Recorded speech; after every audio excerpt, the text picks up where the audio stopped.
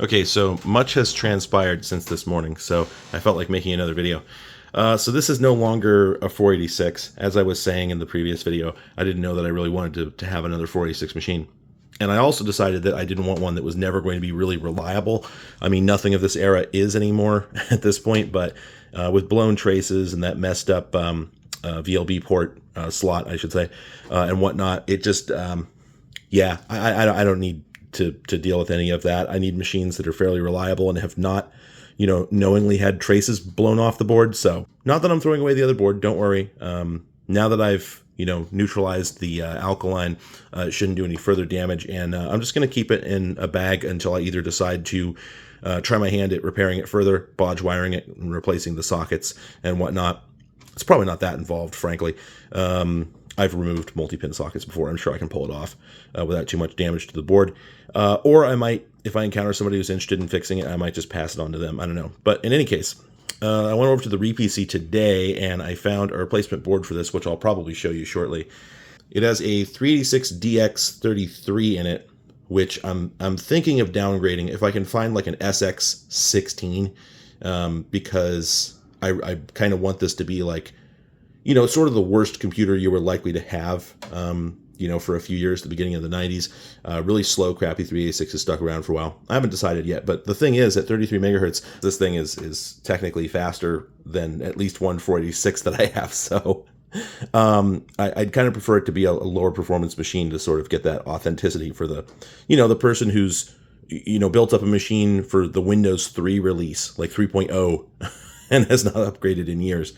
Sort of situation. So this is a little more like that, I think. I've also cleaned it up a little bit.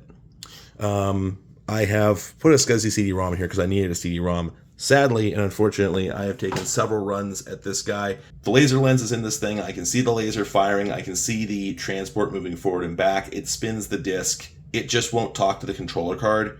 And I don't think that that's because of an issue with the read head. I think it's not talking to the controller card because some part of the actual logic circuitry is dead. Maybe it needs to be recapped, something like that, but it's beyond my patience and possibly skill at the moment. So this thing, unfortunately, is not going to work anytime soon. So I put a SCSI drive in here. I wish I could get one with a black faceplate. I am tempted, just slightly, to be a sacrilegious asshole and paint this, or possibly get plastic dye. Because, I mean, it's not like these things are necessarily endangered. There's a pretty decent number of them out there, so it wouldn't be the worst thing to do, but I don't know if I'll ever get around to it.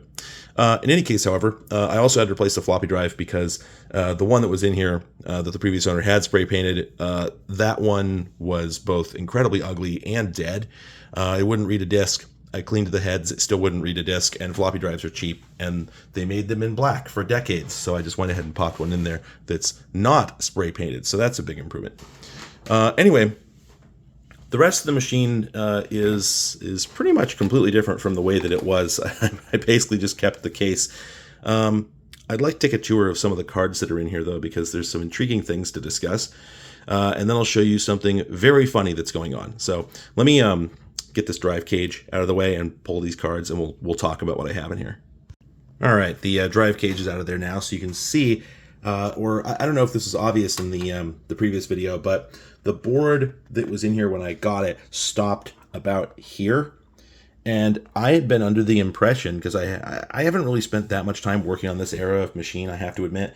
I was under the impression that is what defined baby AT, that it meant that it was from here over, and that if it were wider than this, that might be like the original AT layout. But apparently no, at least from what I can find, in a cursory Google, it seems that this is still considered baby AT. And again, I think that might be because it's not taller than it is. I should probably look into that at some point before I before I make a fool of myself. But anyway, so there's a couple differences between this board and the other one that are intriguing. The first one, of course, is that it has a 386DX instead of a 486DX, but also it does not have a math coprocessor socket, and it looks like it could have. It looks like that could have been one right there, but it's not populated. I'm not sure. It could have been something else, but I think that's what that was. However, I believe the reason this doesn't have it is possibly because this was actually an OEM board for ROLM, ROLM, a company that used to be involved in a number of things, but possibly most well-known, or most widely known for their phone systems. They made a whole array of PBXs that lasted for decades and decades and decades and were well regarded by many. And apparently this board was OEM for one of their voicemail systems that was based around PC hardware, because of course, because all voicemail systems were based on PC hardware for God knows what reason. I don't know why that is. But anyway, there's actually there's some ROLM asset tags on here. I'll show you one of the model numbers. And at the computer store, when I found this board, I found an exactly identical one next to it, down to, individual chips were all precisely the same, except the board itself was yellow. And I'm thinking either it was second sourced, like ROLM had two different people making it, or maybe they had the same vendor making it, but they switched fabs. So in any case, they were definitely both from the same piece of equipment. And I don't know how many of these ROLM made, but it stands to reason that maybe there could be a couple of odd things about it, but I haven't really been able to find any. It mostly seems pretty, down the middle. It's got the UMC chipset. It's got an American Megatrends BIOS, which is copyright 1992. I like that it specifically says 386DX and ISA. Like, are those things the BIOS needs to know about? I guess, maybe. I'm not really sure. Another interesting thing is that this actually takes 72-pin RAM, and I wish I'd looked this up before I started making this video, but suffice to say that it was kind of weird that the 486 machine took 30-pin RAM. I can't remember exactly how this works, but basically, in order to get enough width on the memory bus to satisfy that chip, which I think has a 32-bit wide memory bus, you have to have 4 30-pin SIMs in parallel. With 72-pin SIMs, you can get away with only having 2 at a time. And so this one came with 8 megs of RAM in it, and I think I could upgrade this to at least 16, maybe more. Oh, actually, you know what? I remember now. I had a couple other sticks of RAM, which I had in here earlier, and it was registering as 40 megs in total. So supposedly that was a pair of 32 meg, or I'm sorry, 2 16 meg sticks, I guess. I don't know whether it was reading them correctly. That seems like a lot for 72-pin SIMs. I don't know that I thought that they came that big, so I got to look at that again. But I had them in there at the same time as these sticks, and everything seemed to be going fine until I tried to start Windows, and then it threw a parity error. But the thing is, I didn't try taking these sticks out, so it might be the case if I just put in the big ones, I might be able to run those by themselves and have just a ridiculous amount of RAM in here. But I'm not sure that I want to, because it's really quite inappropriate. For a machine of this era, I don't think anybody had that much RAM. Those are kind of ridiculous. 32 megs in a 386 in 92, I think, might have been obscene. Anyway, otherwise, the board is not too remarkable. I did want to correct a couple things I said in the previous video. So you see this big chip back here? This is an Intel keyboard controller. And it turns out that the chip that was labeled Mr. BIOS on the other board is not actually a BIOS chip. You can understand why I would be confused, right? It's actually the keyboard controller for that other board. This is apparently quite a common thing. I found some people on Vogons sort of sounding exhausted because somebody was bringing this up, and they're like, no, it's not a BIOS, it's just the keyboard controller. Now, why did whatever the name of the company was, decide that they should put the MR BIOS logo on a keyboard controller and confuse the heck out of people? I don't know. Probably, I guess it doesn't really matter that much, because, I mean, it's only the vendors that really care about it anyway. But then why bother printing the huge logo on there? Who's that for? I don't know. Seems like a weird branding decision, but whatever. The other thing I wanted to point out about this machine, however, that is in the same neighborhood, is that right there. You see that 4-pin header that's right next to the keyboard jack? It's labeled battery. Now, the reason that's 4 pins, and I did not know this, so this is one of those machines that had the, not a Varda, but usually a Tataran battery pack, little black block that was Velcroed to the inside of the case. Now, I always wondered why those were so big, and apparently the reason is that the real-time clock / CMOS SRAM on these things sucks an enormous amount of power compared to later or better RTCs. So you actually did have to have a fairly big battery, like something the size of a AA, in order to keep them running for more than a few months. Apparently they would kill a CR2032 really, really fast. But what I also learned, and I feel sort of embarrassed for not knowing this, is that the reason they were using these funky Varda batteries on so many motherboards is because these are actually rechargeable. I wish I'd known that, but yeah, that literally says NiCad right on it. I just never noticed. So this is a 3.6 volt NiCad pack, which means there's 3 cells in there because NiCad is a nominal 1.2 volts per cell. I have the feeling that that's basically 3 stacked coin cells, hence the sort of lumpy outer shape. But anyway, that's why when these things leak, nasty stuff comes out of them, because they've got that rechargeable battery chemistry inside. Anyway, but what that means is because it's rechargeable, there's actually voltage coming out of these pins. So I had the idea of, I'll just tag a CR2032 onto some wires and get a holder or whatever and stick it in here. But apparently if I'd done that, it would have popped. So I'm glad that I spoke to a knowledgeable friend. I had no idea that these things were rechargeable. I thought that, I don't know. I mean, they are soldered on. So like, what did I think was going to... Well, no, I've seen lots of devices in my life with soldered, non-replaceable primary cells that are non-rechargeable. It's like, what's their plan when the thing runs out of juice? And the answer is they don't care, right? That's supposed to take longer in the lifetime of the machine. So that's sort of where my head went without thinking about it too hard.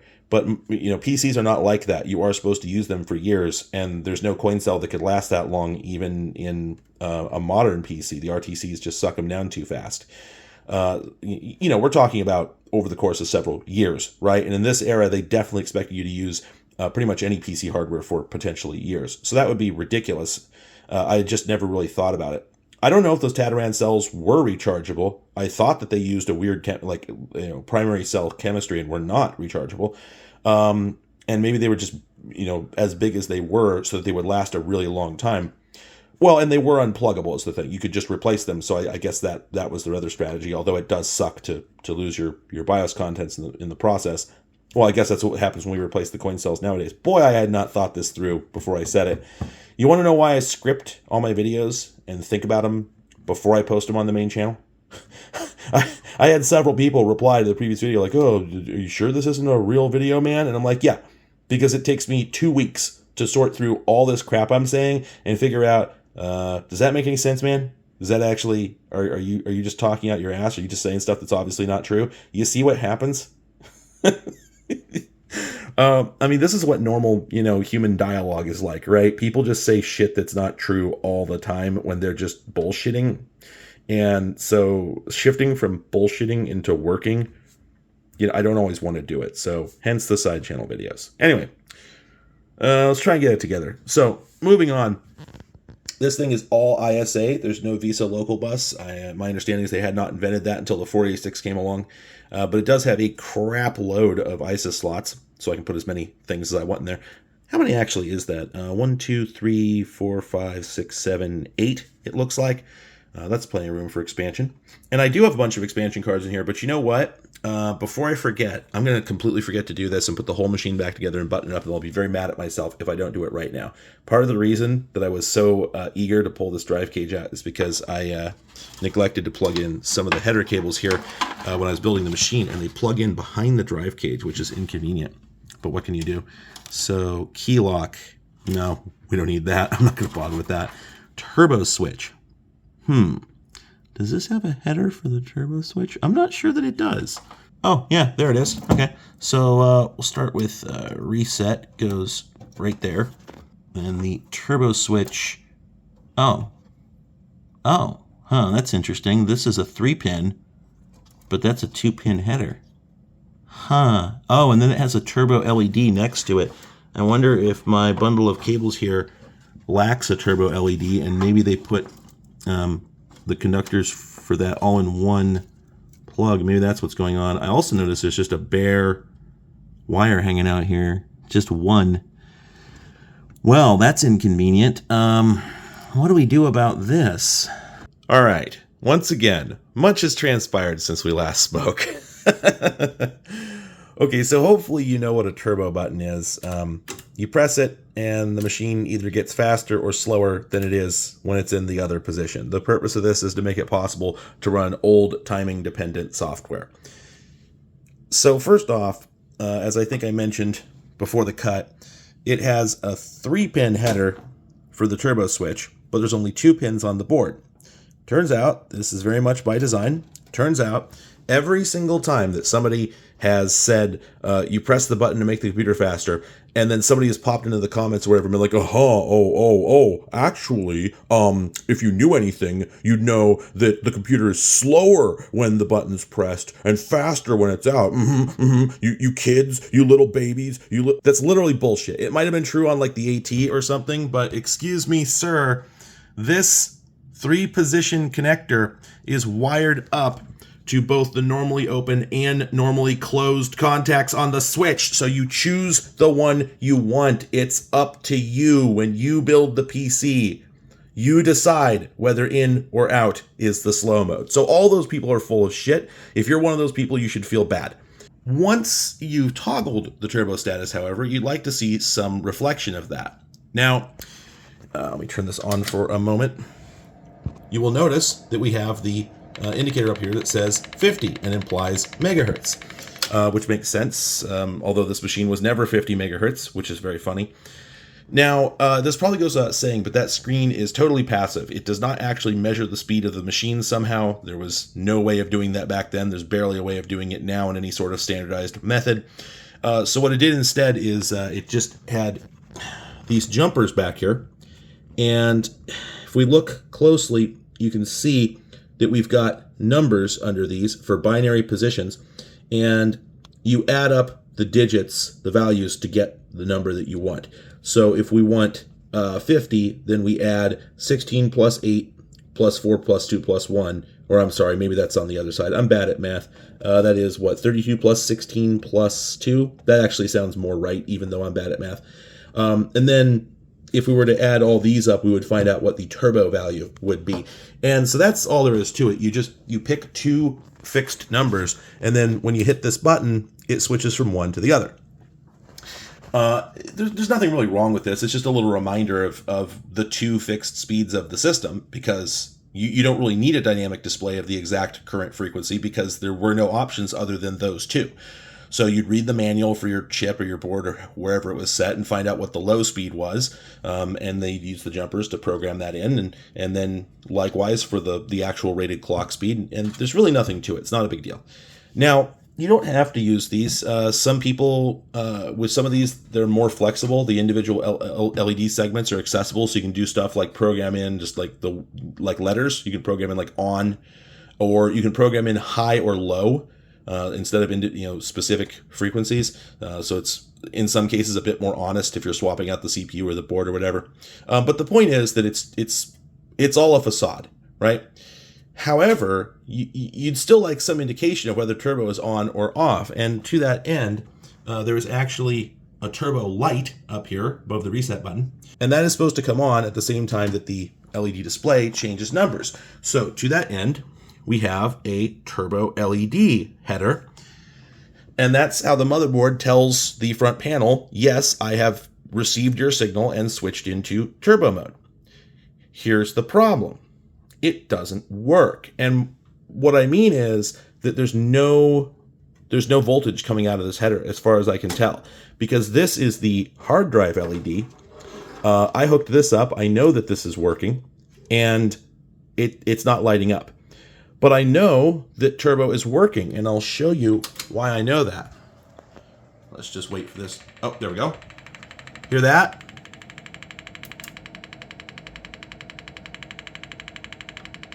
Hear it changing speed? Yeah, it's not dramatic, but definitely when I hit that switch, the CPU is changing clock speed. So we know that that's working, but even with the hard drive indicator LED hooked up, which I know for a fact works, I don't get any indication. So the motherboard is not sending the turbo LED signal. I have tried both polarities, and I can't get it to output anything.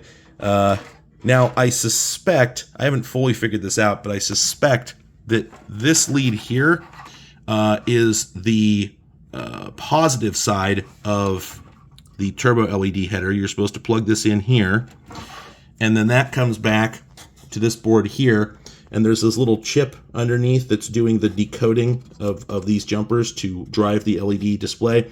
That single wire goes into this pin right here, and I suspect that that's a I/O line that tells that little blob chip, hey, switch to the other set of numbers. I have no reason to think that that's not working. I suspect that it's the signal not coming out of the motherboard. So I don't know for sure whether that is working. I guess it could be broken, but I'm pretty sure that's not the case, because I should be able to drive the hard drive LED with it, and that doesn't seem to work. So this is strange, because that's not something that should really break. I'm not really sure what to think of that. It makes me kind of uncomfortable. What I'm tempted to do here, and I've just thought of this, is I'm thinking of taking the control lead for the front panel and plugging it into the hard drive activity indicator, because that, I know, should work. That should output a signal. And then we can find out whether the turbo display works. I don't know if that'll get me closer to a solution, but it's something we can do, so let's do that. Okay, well, here we are booting, and the light's not doing anything, but the hard drive is going, and I've got it plugged into the hard drive activity indicator on that board there. So I seem to have multiple problems. Oh, wait, no, I was wrong. Look at that. It turns out that the lead that goes to the turbo indicator wants to go on the ground. It doesn't want to go on the positive. I didn't think it would switch the ground, but I guess it does. So as you can see, whenever the hard drive goes, it turns on the light and it changes numbers. So that's really, really funny, and I'm so tempted to just leave it that way, because it does give me a hard drive indicator, and it's also really comical. But now that I know this, let's go ahead and put this back on the negative side of the turbo LED indicator and see if it just happens to work. And it doesn't seem to work there either. So yeah, the turbo LED header on this motherboard does not seem to work. That is really weird. I don't know why that would be. I guess it could be burned out. Maybe it got shorted, but that doesn't, I don't know, that doesn't feel right. If anybody has seen this before, maybe I'm missing something really, really obvious. If so, let me know. Otherwise, I guess I just don't get a turbo indicator. Oh, that's a bummer. Well, anyway, that's just one of several entertaining problems that have happened with this machine. Let's move on to the next one. So, as I mentioned, I put a SCSI controller in here, and this is the one, and this is really just God's least favorite SCSI controller. They don't get any cheaper than this. AHA 1510, apparently this is the cost-reduced version of, I think it's the 1512 or 1522 or something like that. And the difference between them is that the 1510 does not have a floppy controller. That's what would have populated these pins here, and that presumably would have been either a dedicated FDC or maybe like a Winbond Super IO, something like that. And then this would have been your boot ROM, which would have allowed this thing to boot from a SCSI hard drive. This is a perfectly functional SCSI interface. It turns out that this is all you need. Adaptec made a single chip solution that has virtually no support components. One diode, two capacitors, one disk cap, and then these terminator resistors for the port up there, and that's it. There are no other components. Oh, I'm sorry, there is a timing crystal. And I guess, I'm sorry, there are a couple little surface mount caps up there, but it's very, very little. We're talking about less than a dozen support components. Extremely minimalist design, and yeah, nothing on the back. It's just, this is the simplest drive controller I've ever seen of any type, other than the super simple IDE controllers that I think I mentioned in the previous video. You know what? I actually have one of those, so here it is. I think I mentioned this in the previous video. So this is a future domain IDE interface, but there's really not much to it. So what we have here is we got a couple of 7400 series logic chips. I haven't even looked up what they are. They're probably just buffers or something. And then we've got a PAL, and that's going to be the thing that's doing the memory address decoding. And that's it. That's the totality of the card. You've got your port, you got your ISA pins, You got a breakout over here in case you're doing audio, which raises the interesting question. Now that I think about it, of what exactly would you have plugged into this? Is this post a tappy? Because if it's got the audio connector, then they're expecting you to plug in a CD-ROM, right? That's kind of unsettling. Now that's making me wonder, oh gosh, what if this isn't actually an IDE card? What if this is one of those proprietary CD-ROM interface cards and I've gotten bamboozled? Well, no, that's not the case because it says IDE 16011 on there. So, yeah, I wonder why the CD-ROM header. Maybe this was late enough that there were a tappy CD-ROMs. 1994, that would have been really early for it, but I guess it's possible. In any case, yeah, this is as simple as an IDE to ISA adapter could get. Oh, and you know what? I'm finishing up the video right now, but I think I forgot to ever say this very important piece of information earlier. I think I said in the previous video that IDE is just ISA, but they put the address decoder logic here on this board instead of in the drive, and I wasn't sure why they did that. And then I was talking to a friend, and he goes, because otherwise they'd have to run the address lines up to the drive. And I'm like, oh God, of course, duh. There's like, I don't know, 12 or 16 address lines. There's quite a few, and they would have to be added to the ribbon cable. So you'd end up with like 50 plus wires going to the drive for absolutely no reason, when you can just do that here and then just have a single wire or two wires going to the drive to select one or the other. Saves you an awful lot of copper. So I felt sort of like a doofus about that, but now I know, and now you do too. And what's really interesting about this, I'll go ahead and superimpose a picture here, is that I found this Promise brand controller at the store today. It's also it's one of those combo cards. It's got IDE ports, a floppy port, I think a game port, and some other things. But notice that it has two IDE ports on the left side. And when we get in close, we find that one is labeled VL IDE, and the other one is labeled ISA IDE. And I believe what's going on here is that I think it's obvious actually, the ISA IDE, that's like one of these. It's just pins that go straight over to the ISA bus, plus a couple of chips to do address decoding. But the other one that says VL on it, that's going to be an actual full-fat IDE interface. But wait, why do you need an interface? What is full fat about it? If IDE can just talk directly to the AT bus, what do you need any sort of controller for? Well, you do need it to talk to the VESA local bus. And I think what's going on, I've never looked into VLB too deeply, but my guess is basically that this and this are two totally different devices that don't really necessarily meet.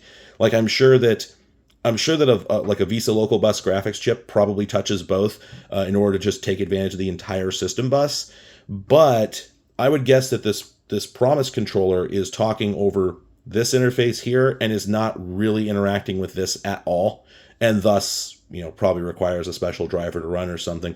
I don't know. Another thing I haven't looked into, I need to look into more. But the point is that there's this fascinating distinction between the plain ISA IDE and controller-based IDE, and I was shocked to find both of them in one card. That was really weird. Anyway, so going back to this guy, this could have been a combo card in another life, but because it lacks the boot ROM, which would have been this guy here, you could plug a hard drive into this, but you wouldn't be able to boot from it because it lacks the code to tell the BIOS how to talk to this card during the initial stages of the bootstrap process. That doesn't mean that you couldn't plug in any old SCSI device, though. This is a perfectly cromulent Adaptec SCSI chip. There's nothing wrong with it. You could talk to CD-ROMs, tape drives, scanners, all sorts of other things that aren't bootable devices, and that's probably what this was sold for. This is something you would get with one of those devices. If you bought a scanner and it either had a pack-in card or you just wanted the cheapest card available just to get that scanner working and you didn't care about any other features, then you could grab this guy for, I don't know, I'd look it up, but it's probably by the time this came out, probably $75 or something like that, instead of the $200 that it might have been several years earlier, or for the full fat card with all the accessories. Anyway, this card works just fine. I was able to use it to get the CD-ROM working, as I'll show you, but it didn't work at first. And I was messing around with it and messing around with it, and I thought I might have the wrong drivers or something like that. But eventually, what I realized is the jumper that was on here was loose. Let me just grab that. Okay, so here's the jumper that came on this jumper block, okay? And if we just rotate this here, this jumper block selects which IRQ you're using. They've chopped off the 1 in front of each of these. So that's IRQ 9, 10, 11, and 12. Now 11 is the default, and that's actually how this came jumpered in the first place, but it wasn't working. So I tried messing with the driver, telling it explicitly to look for 11. That didn't work. I thought maybe there's a conflict, so I tried moving it to another position. That wasn't working. And then I realized that this jumper felt really, really loose. Well, you could probably already see what's going on. It's broken. The little spring, copper, brass, whatever it is thing in there has actually failed due to metal fatigue. Maybe somebody pulled it off at an angle. I don't know. But yeah, it wasn't actually contacting between the 2 pins. So as soon as I replaced it with this white jumper, it started working immediately. Extremely funny problem to have, let me tell you. But I'm glad that worked out and was a simple fix. Next up, this is the Cardinal sound card, which I have not yet tested, and I'm hoping to momentarily here. Now, I showed this to a friend, and they said, wow, that's a weird-looking card. Shame all the capacitors are leaking. And I got in there, and I'm like, well, okay. Yeah, they look pretty sad. I don't know if I agree that they're leaking, or if that's just more spillover from the Varda battery, because notice that it's going on down here, too. Pretty much all of the exposed metal on this thing is corroded. Now, I don't know if that's going to be a problem. It might not be an issue at all, for all I know. So this card may work perfectly, but I haven't actually tried it yet, so I'm hoping to try that soon. Next up, we've got our graphics card, and this thing's pretty cool. This is pretty spicy as far as ISA video cards go. I don't want to say this for sure, but I think I may have read somewhere that this is like kind of as good as it gets before you start getting up into VLB. So this is an S3928, aka Diamond Stealth Pro. By the way, it's really hard to look this up without people trying to, without Google trying to give you stuff for the Stealth Pro 3000 and all these other much newer cards. But anyway, so this is a ISA card. I think it's accelerated. I didn't actually check. But in any case, it seems like a pretty nice one. Runs Windows like a champ. And as you can see, it's fully decked out for memory. It's got those, what are those called? Zip? I think they're called zip memory modules because the pins are zigzagged. So this thing has a full 2 megabytes of VRAM, and that allows it to do 1280 by 1024 at 256 colors, which is absolutely absurd. And then I think if I recall that it'll do 1024 by 768 at 65,000 colors. So it's a pretty chubby card, and it's also got the Visa overlay interface on it, the Visa feature connector on it, which is very important for my needs. So that was a nice find. Oh, I just remembered something that came up in the comments I wanted to point out. The connector on here that says PC speaker, I was really confused by that because I'm like, why would you want the PC speaker to plug into your sound card? And somebody said, no, that's the PC speaker sound from your motherboard. It goes in here so the card can mix it into the speaker output. And I'm like, oh, right, duh. I've seen that done before. I don't know why I didn't think of that. It's because I'm not very smart. Anyway, finally, just for the record, this is my new multi-IO card, a Kuwell KW556B. Kind of cute that it's got an Acer chip at the heart of it. Not sure exactly what that's doing. Oh, that's going to be the serial parallel and floppy controller. That's going to be a Super IO. Anyway, so this does a floppy IDE. I believe that is a game port. Not even labeled, but I'm pretty sure that's a game port because that's 16 pins and game ports are 15. And there's not much else that fits in there. We've got, I believe that's a single external serial port because the other one is right there along with your parallel. This is quite a nice and compact multi-IO card, so I just thought I would show it to you. And there is the board in all its glory. I think I mentioned this, but the The identical one that I found at the store that I did not buy was yellow. I felt that the green looked better. I think green looks good. It's also like the Intel motherboard color. So there was a time when if you were looking for like a mid-range board in the used motherboards at the computer store, that an Intel desktop board was like your number one chance for a working system that wasn't quirky. And they were all green at a time when everybody else's boards were yellow and purple. So I sort of have this reflex now that green means good. But it is quite a nice looking motherboard, if you ask me. And if we just look over here, there's that ROM part number. So yeah, kind of an interesting history on that thing, and seems to work great as a PC. So let me throw this thing back together, and I'll get to the last very funny thing about this PC. Oh, sorry, I lied. There's one more funny thing about this before I get to the last funny thing about this. So you'll notice that I've got all these cards installed in a tight stack like this. I just think it looks really good, and I don't think any of them produce enough heat that they need to be spaced out.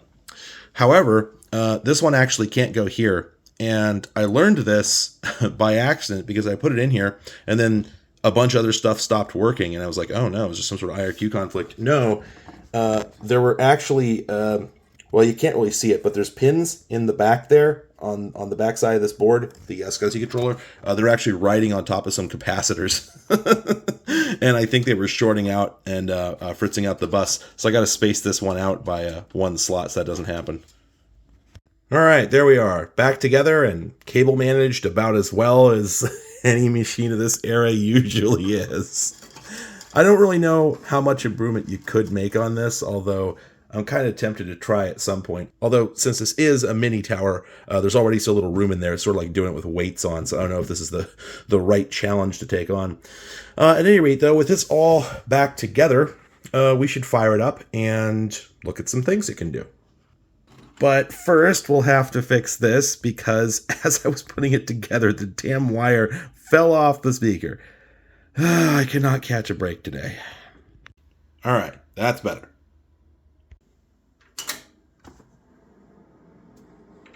Computer.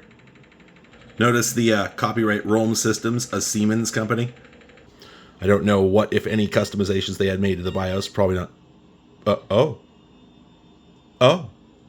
This has never happened before. What? Cache memory bad. Do not enable cache. I mean, I didn't change anything. What the hell just happened? I just reset. Let's see if it does it again. Cache memory bad. Do not enable cache. Whoa, Nelly, something just happened. Okay, well, that was interesting. Watch this. We reset with turbo on, so the machine's running slower than it should, I believe. Cache memory bad, do not enable cache, and then all this, crazy crap happens. But if we turn that off and then reset, hi.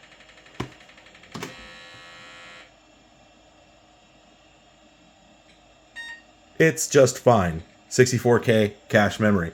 So that's intriguing. This machine cannot handle being turboed. I'm not sure what to think of that. Well, anyway, so there's the SCSI adapter working just fine. You can see the CD-ROM, etc., etc., etc. The set blaster is actually because I did have a sound blaster in there earlier just for fooling around, just to confirm that it worked, and it worked. Well, actually, first things first, let's jump into Windows here. So I'm using a serial mouse. I tried to find a bus mouse controller, basically so I could add a PS2 mouse to this thing, and I failed. I couldn't find one. Bummer. Sorry about the rolling artifact there. I can fix that one moment.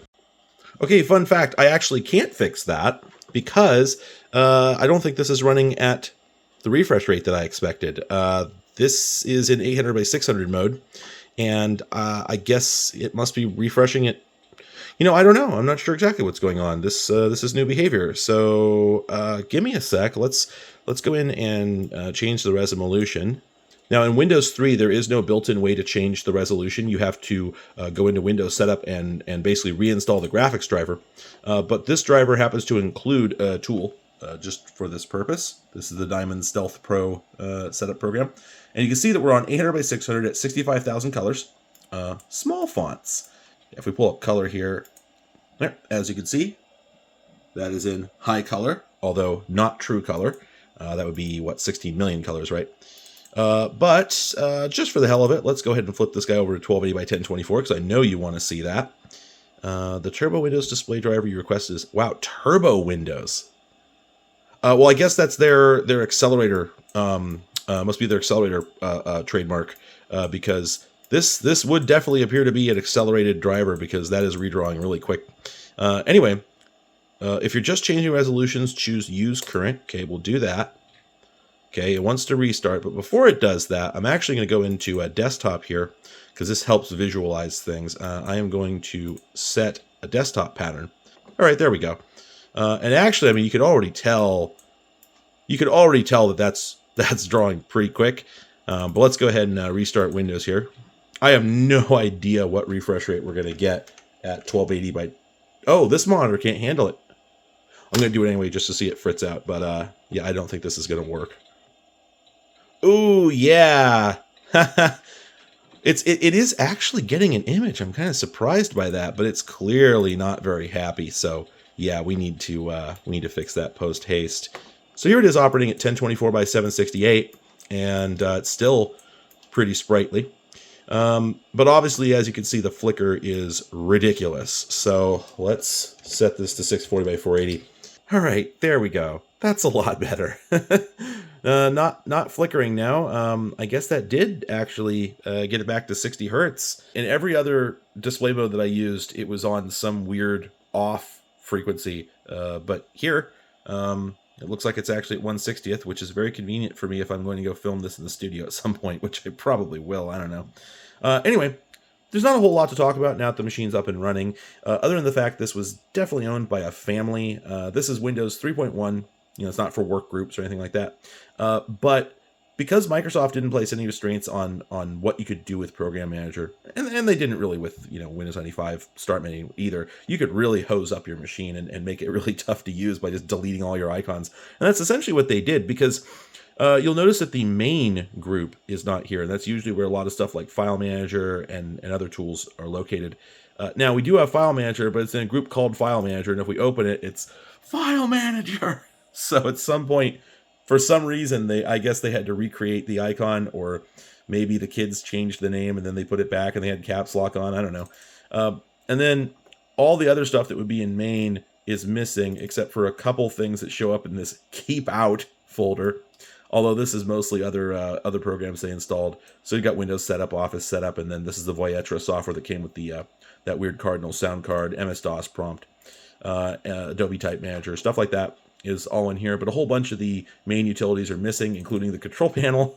That's why I have to get to that from the Run menu. But otherwise, the machine is just, you know, we've got Office, we've got this is the Office help, fax, modem software, we got a word processor, we got games, etc. And this is sort of one of the fun things about Windows 3 is because it remembers the location of every window. When you fire up an old Windows 3 PC that hasn't been touched in a long time, often it just pops up and it's like this, and it's just sort of a time capsule of the last time somebody used it. So fortunately, though, there's nothing on this machine of note, like historically or anything. Nothing needs to be retained. It's just some family's computer. And that's good because I'm going to have to wipe it. And here's why. So once I got this thing built up and working and everything, I decided, okay, we got to get that SCSI card installed. So I put a floppy in here with the SCSI drivers on it, copied them off, got them installed, got the drive working. Great. So then I wanted to install the Cardinal drivers. So I took the floppy back to my PC, and when I put it in, this is what popped up. This machine has a boot sector virus. So this hard drive needs to be wiped to render it safe. Because if it's got one virus, maybe it's got 50, who knows. Did you get a virus? Did you get 430,000 viruses? Yes, very yes. Apparently, DOS/anti-CMOS, I think that was the name that it popped up with, was like a fairly famous virus back in the day. An awful lot of people got it. It doesn't do anything other than wipe your CMOS settings, which is actually fairly benign for a virus. But, you know, like I said, I figure if it's got one thing, it's probably got multiple. Although I did actually consider removing the virus and trying to use the machine as is. That ended up being a very, well, even more of a strong bad email virus episode experience. All right, Edgar. Now drop a train on them. Holy shit. Hey, Thanks, Edgar. I'm definitely going to nuke and pave this thing.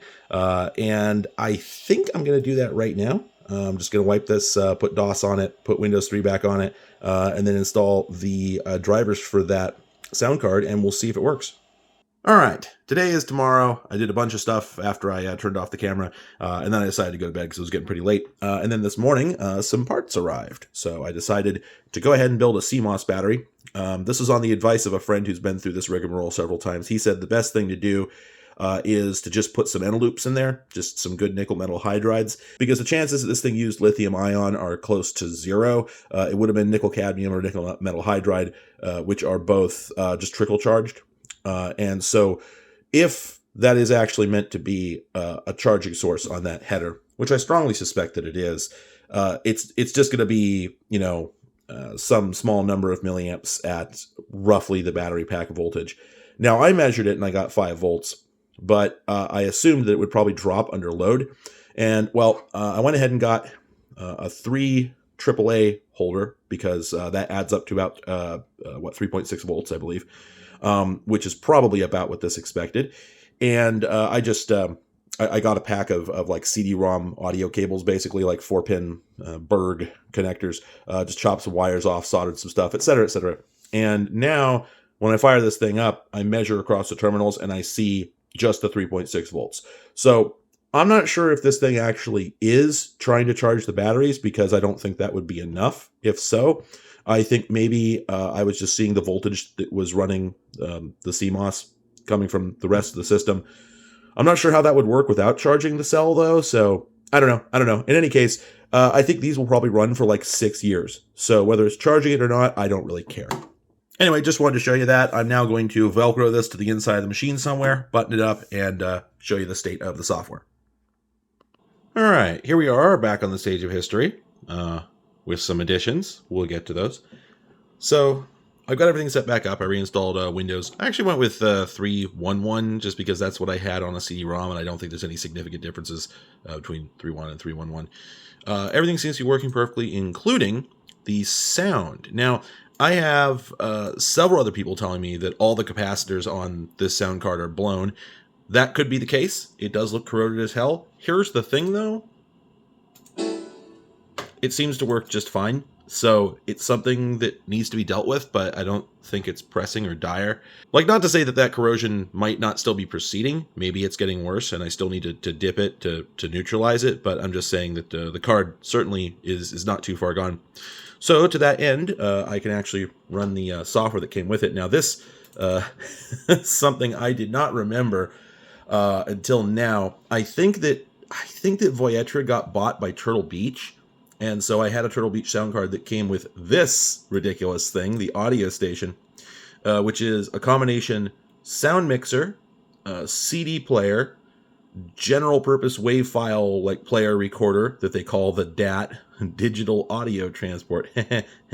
Yeah, gonna get sued for that one. And then the MIDI player down here, which is really funny because it just shows the floppy disk, right? They were definitely thinking of like the MIDI players you'd find attached to player pianos at this point in time. Anyway, this all works, but it's actually easier if we just go load up the Jukebox app. Oh, also the clock of this thing appears to be Y2K compliant, which is interesting because when I ran a benchmark from the DOS bench collection that I think Phil's Computer Lab made, it tested the Y2K and said that it was not compliant. But apparently it is, because I went into the BIOS and it said the clock goes to 2099. So yeah, I don't know. Anyway.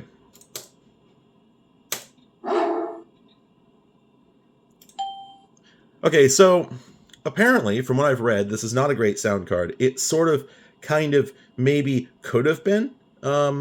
Like it was apparently originally sold with some big promises. It was supposed to get a wavetable, several other things that I don't know if they actually happened, and reviews say that it's got some limitations, even by the standards of the era. In any case, the MIDI synth on here is just like an FM synth, So it converts all the general MIDI instruments into more or less equivalent FM sounds. At least one review said that it didn't do a very good job. And in fact, the player here actually straight up says that it might not work correctly, and I suspect that that's what it's talking about. But it sounds fine to me.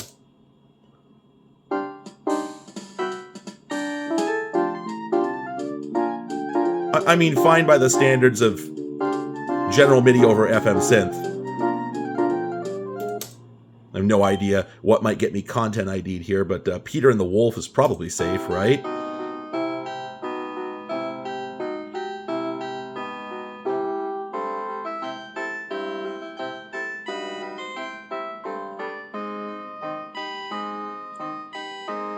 Now, I would like to comment on these speakers a little bit. These quick shots came with a MPEG decoder card, which I'll be talking about in a main channel video at some point. And these are interesting because they can be powered from a power brick, but it wasn't included, and it's a 6-volt center negative. I don't have any time for that nonsense. I do not have that hanging around. I don't feel like making one. Well, it does also take batteries, but they're C cells.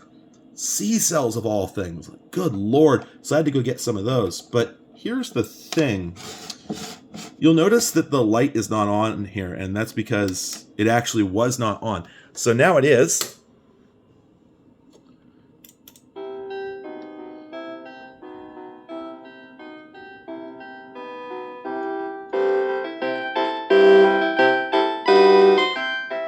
Okay, so that was louder than it was. But if we look at this speaker, I don't know if you can tell, but nothing's happening. But if I press on the volume knob, well, it's hard to tell. But anyway, the volume pot is just trashed in this thing to the point where just pressing on it makes the other speaker come on, but nothing else will really do it. I suspect that it's like a broken solder joint in there or something like that. Anyway, besides the basic volume control, we also have just push buttons for bass and treble, which is really funny. Nothing all that remarkable for what these are, other than the fact that, well, I'm just going to play a file here again, and then I'm going to turn the speakers off while it's playing.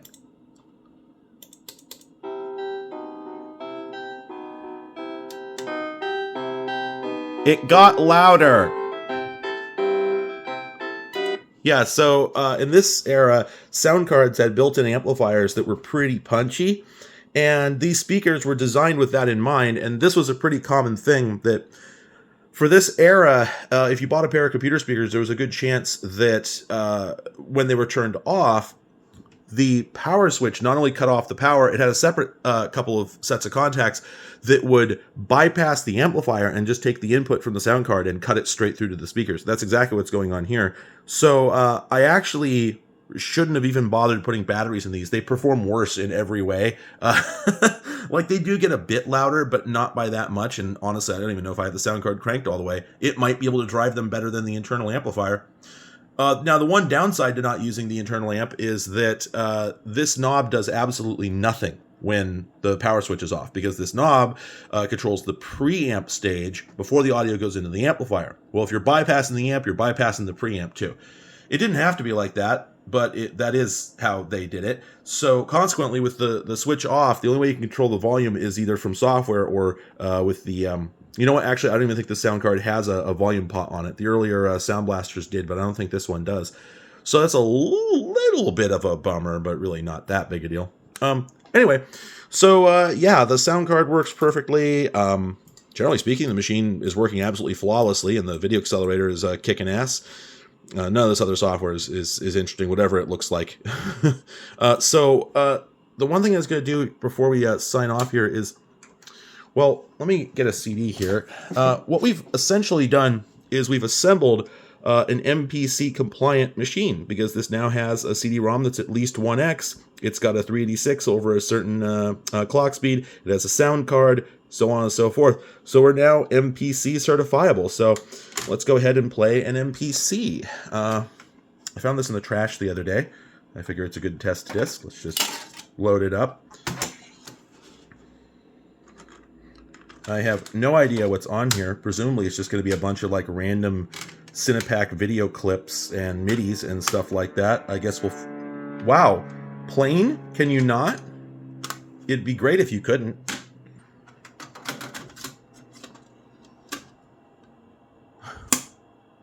All right, let's manage these files. Multimedia Products Corporation. Wow, they were really planning on painting themselves into a corner, eh? Dude, yes. Can we look at this background image? Hell yeah, bro.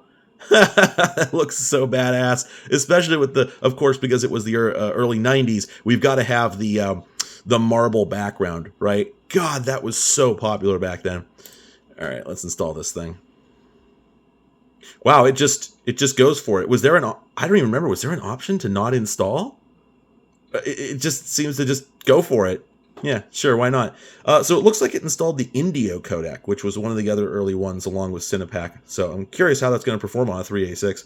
As I was quipping, I believe that MPC certification explicitly was supposed to target the 386.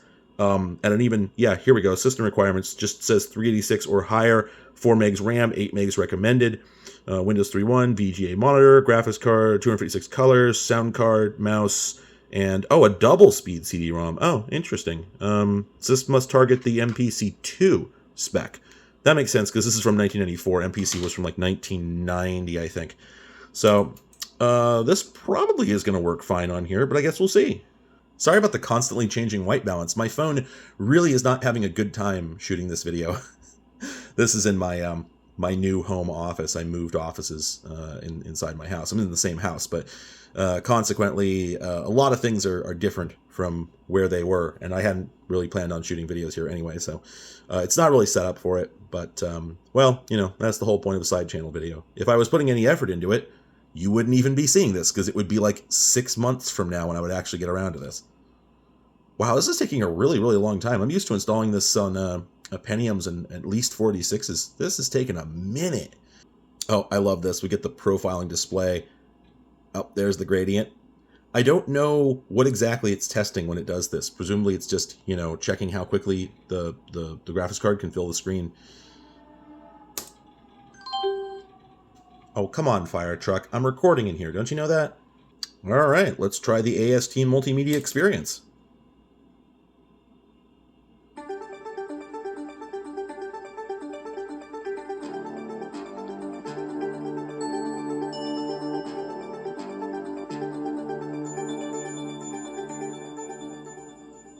Hell yeah. Oh, fonts! The very first thing my eyes fall on is fonts. Sure, let's look at fonts. What? Yeah? This disc just includes some fonts? Oh, there we go. Yeah, this just came with some fonts. Is that part of the multimedia experience? This interface is incredibly slow. Like, I'm not seeing the CD-ROM really chugging, so I'm thinking that the 386 is not really the ideal system for this, even if it can technically run it. Yeah, this disc just seems to include a bunch of fonts. I have no idea why. Let's look at sound and music next. Every time I click on something, it just takes a really long time to change screens, even though like the CD-ROM is not running. Huh. So are these just various WAV and AVI files on the CD, I guess?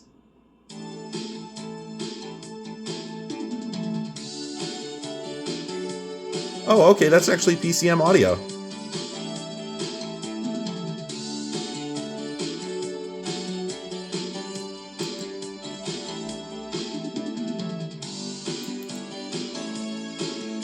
God, that is eating up so much CPU. I click the button and it takes like 2 seconds for it to react. Oh man, it's so slow.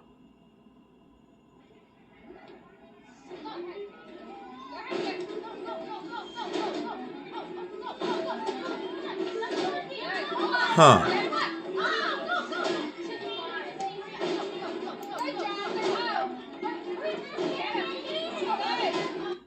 So I guess they just like got one of those commercial sound effects CDs and just dumped some of the contents on here, which is fine, I suppose. Though, what is necessarily the point of this? I guess it just would have been remarkable if you've never like heard audio come out of your computer before. Oh my God, this is so slow, and this is with an accelerated graphics card too. So I think you really did want a 486. Let's go back and see if there's any chance in hell of playing any of the videos that came with this. I have the feeling they're not going to work. All right. Animated presidents. Here we go. Is this just going to open Windows Media Player?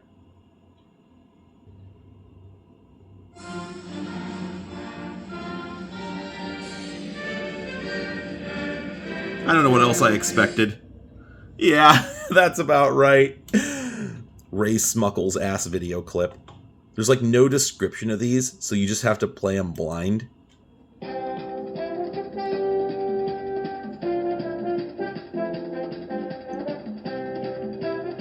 There's something there. Oh, there it is.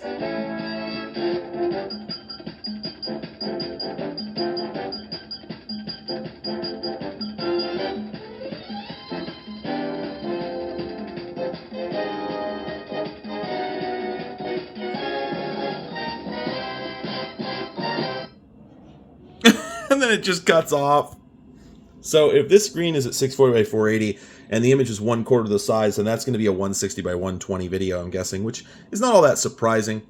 I mean, to wit, it does play on this 386. That would be why they went with it. I'm not sure I understand why this is so slow. I guess it must be rendering all these text fields, in real time. So I think for every single pixel that the scroll bar moves, it's re-rendering all that text, and then it has to redraw the image behind it as well.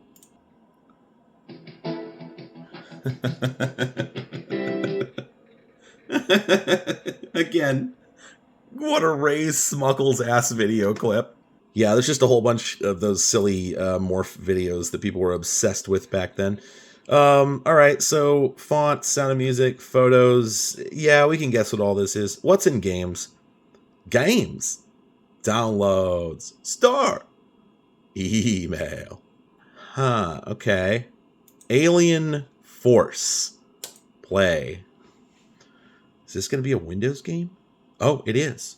Oh, I've seen this before.